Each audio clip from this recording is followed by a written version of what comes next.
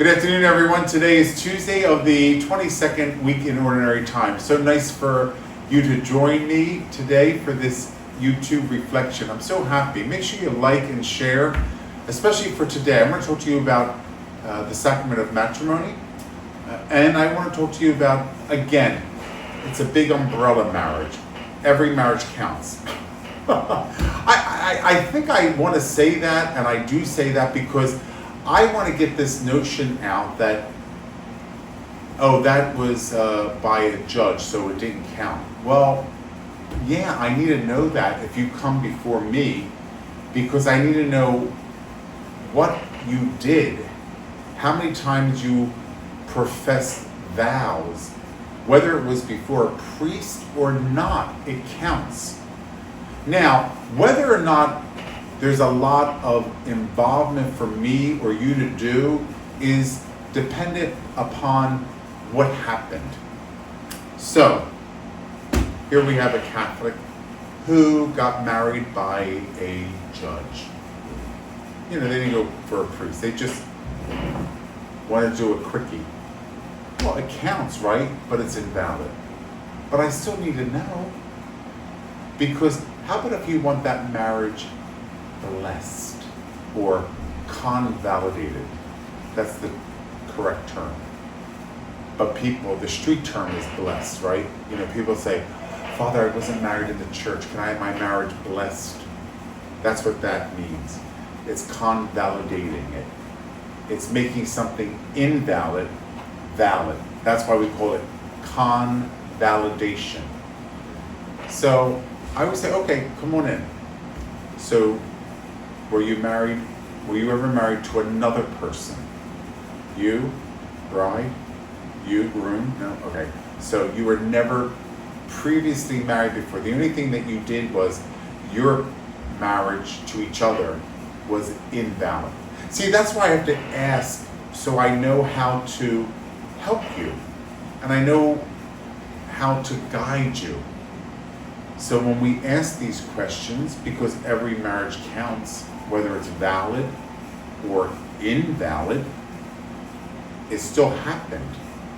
And the church needs to know, because marriage is a divine institution. The Creator made them male and female, and for this reason, a man shall leave his father and mother and be joined to his wife, and the two becomes one. It's a divine institution. What you may have done was not sacramental, but it was still marriage. It might have not been valid,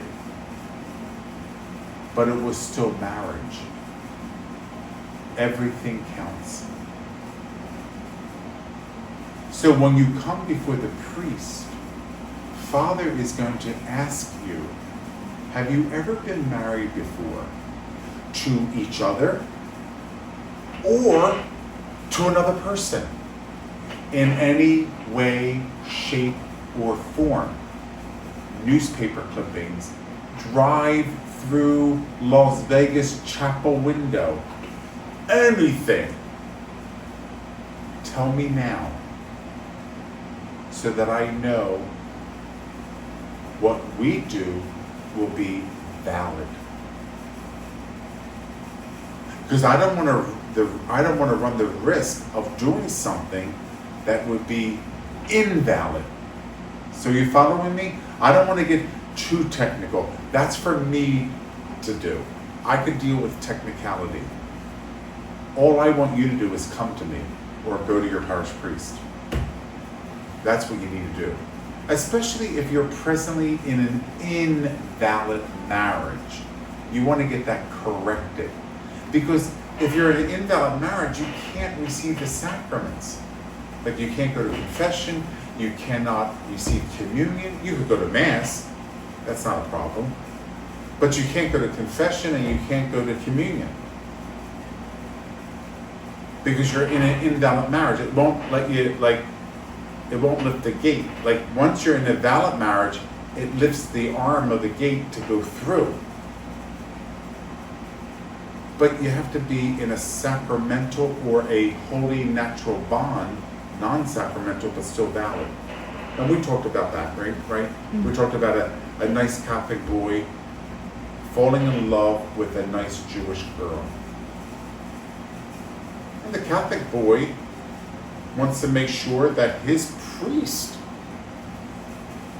is witnessing the marriage because he knows that marriage is a divine institution. Right? Mm-hmm. And maybe she wants her Jewish rabbi to be there. That's not a problem. So the boy, the Catholic boy, or I should say the young man, wants to come to the parish office and say, Father, I want you to meet my lovely fiancée. She's of the Jewish faith. And we plan to get married, but I want to make sure my marriage is valid in the eyes of the church. Even though I know it's not going to be a sacrament, I want it to be valid. I'm like, can I clone you?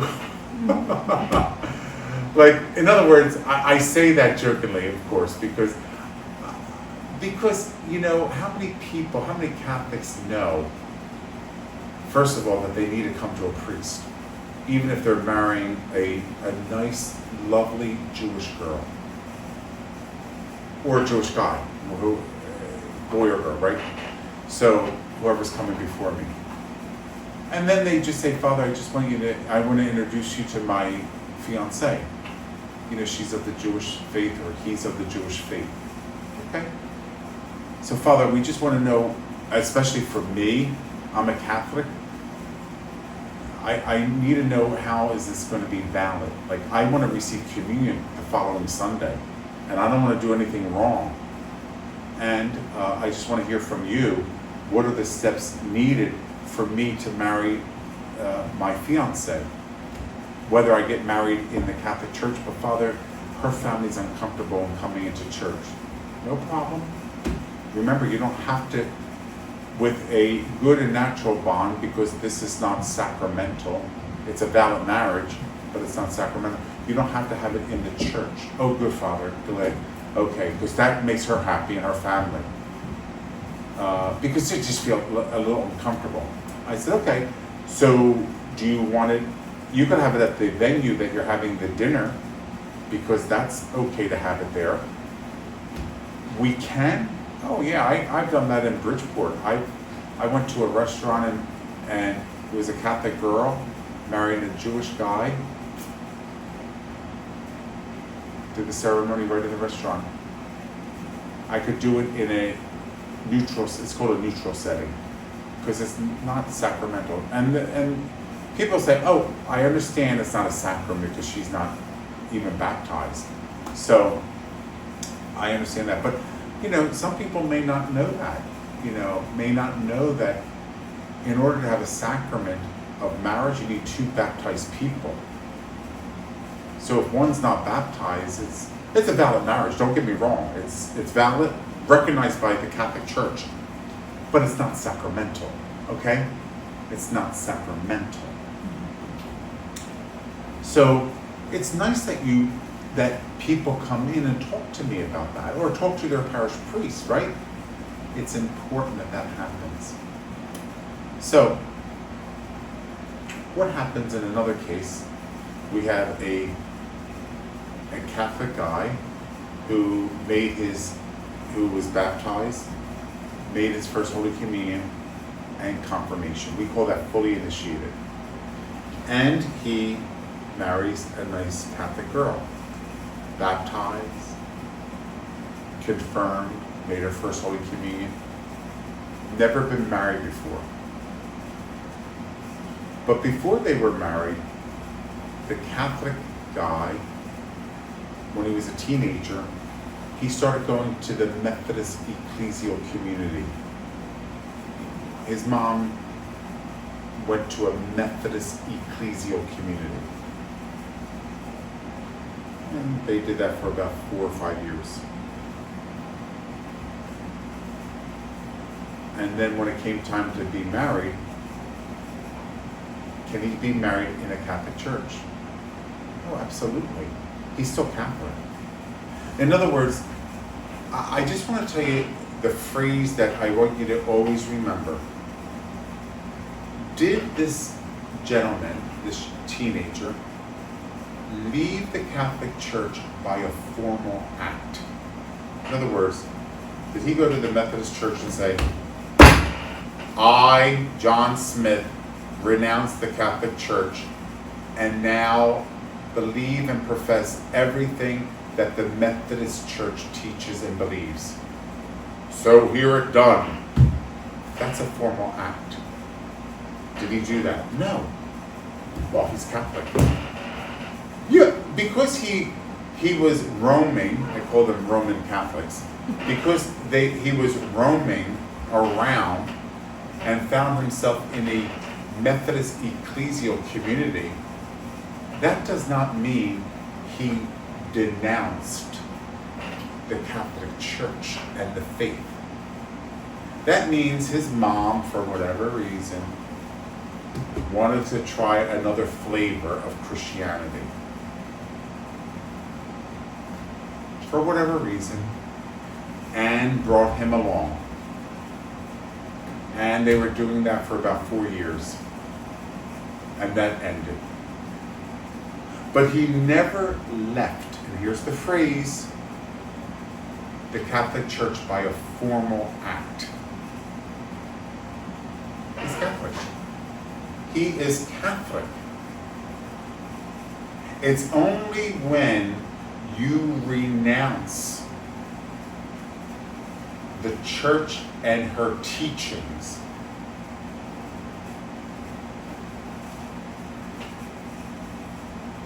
by a formal act,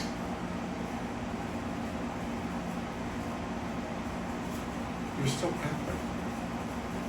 But if you do that, then you have left the church and now are a member of another ecclesial community.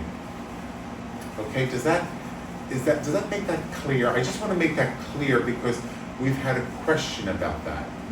And I want that person to be at peace. Okay, I want that person to be at peace. Your spouse is Catholic. Catholic. Baptized, confirmed, and made his first Holy Communion.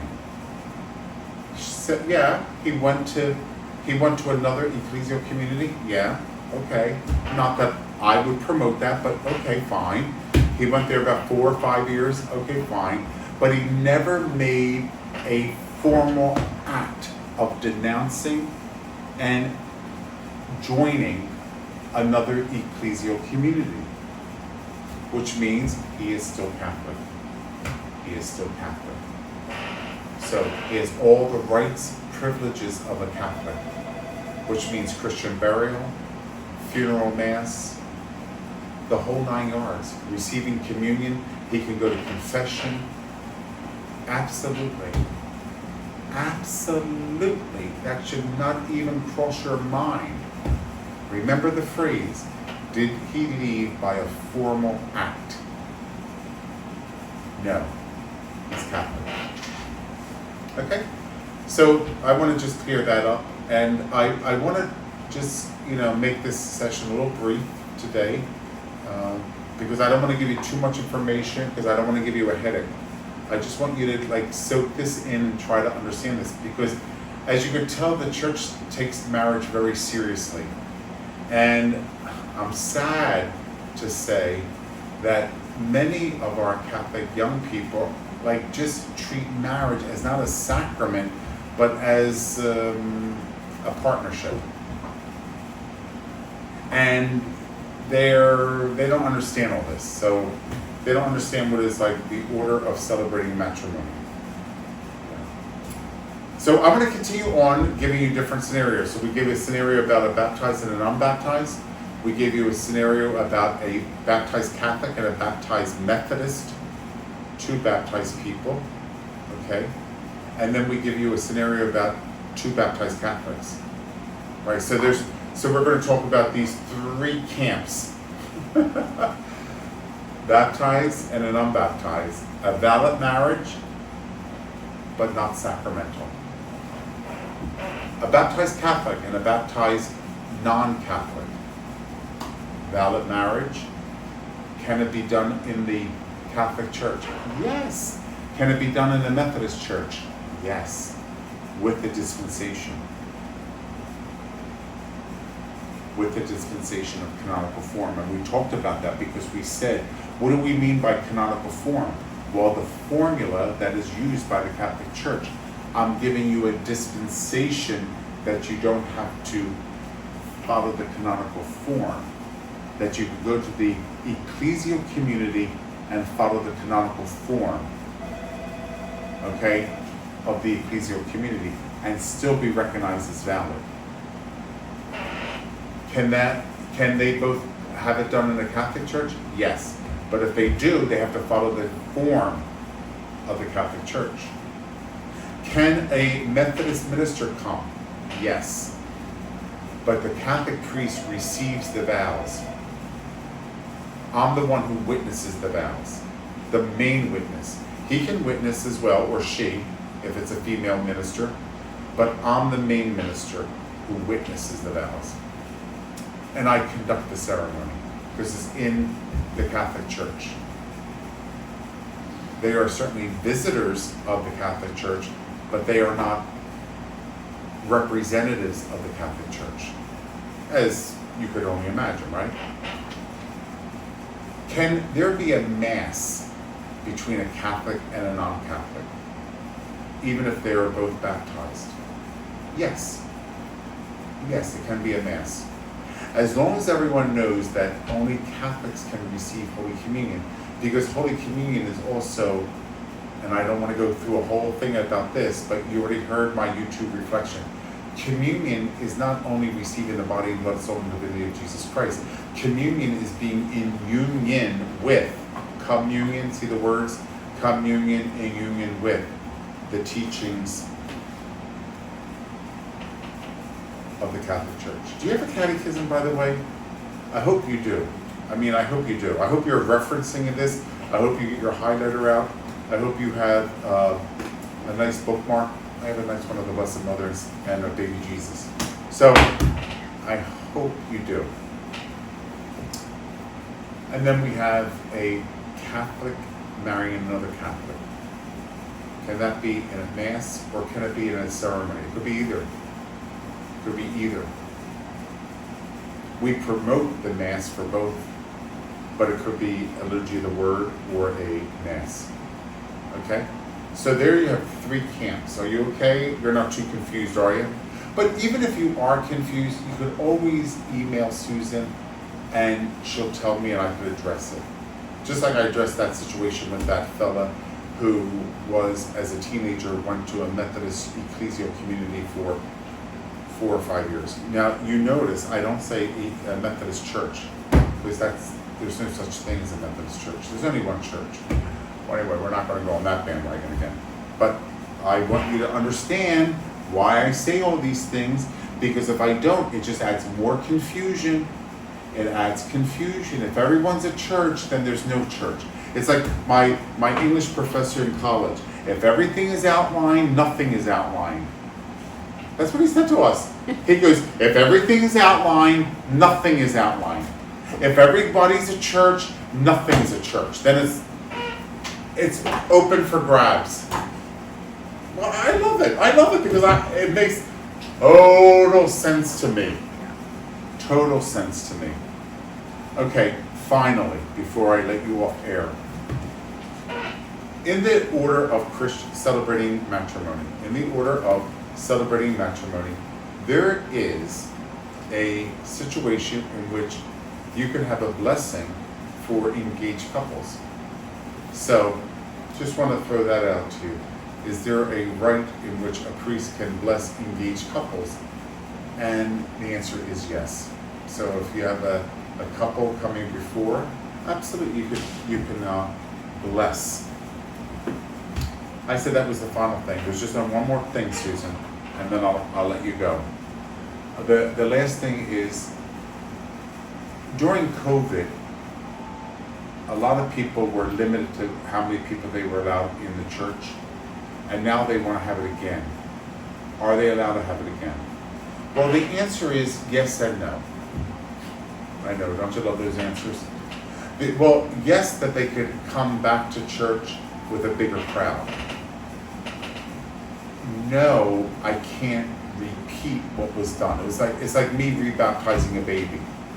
So if they were already married, I can't repeat it. They could come back in again, and what I do is I do a renewal. Okay, does that make sense? Mm-hmm. I think it does, right? So here we had the marriage already take place, but there was only 20 people. That's it. 20 people they only took. It was in the midst of COVID, it was all a mess. And now they're like, okay, we're done with that. Now we're inviting 120. Okay. Well, can I do that, Father? Yes, you can. But, listen carefully, but I can't do it again as if I never did it. I did do it. So what I do is I do a renewal. And so the vows, it doesn't sound like a marriage, it sounds a little different. Like, I renew my vows to you. Like, in other words, it's not, I take you for better, no, because you already did that. I renew, or I say something differently according to the book, okay? So, just wanted to throw that out at you, and just to make sure that you understand that. And now that's not a convalidation. Remember, a convalidation is taking an invalid marriage and making it valid. This was valid, so we're not making it valid. We're just saying valid renewal. Love you. See ya. Have a nice day.